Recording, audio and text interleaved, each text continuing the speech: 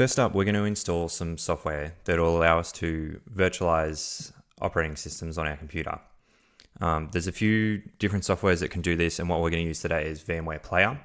You can also use VirtualBox, and I use a variant of VMware that's the paid version, VMware Pro, which gives you some extra network stuff.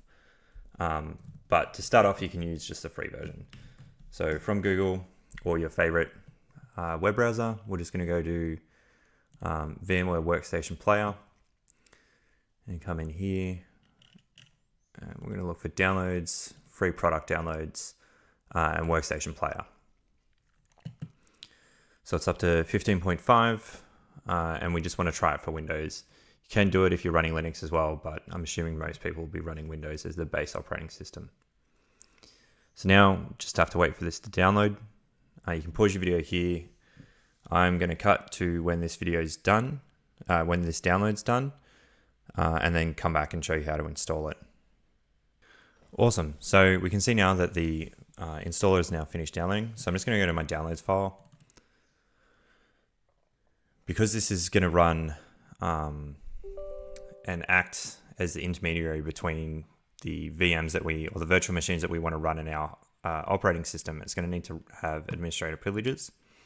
So let's go ahead and give them that. Just go next. Can read this if you want.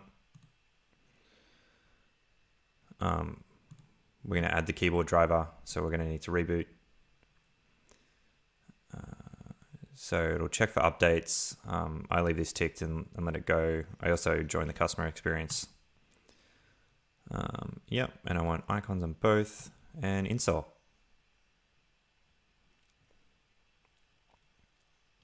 You can see here, VMware Workstation 15 Player is adding. One thing to note is you can't have two different virtual softwares on your computer. So if you had VirtualBox and you tried to install VMware Player, it won't like that. You may have some issues running one or the other while the other one's on the system. So you are going to need to uninstall one and just run with one on your computer. So we're going to have to restart here. I'm going to stop the video, and then in the next one, I'll show you how to install Kali Linux, which is one of the VMs that we're going to be using. And it'll be run within VMware Workstation. All right, I'll see you then.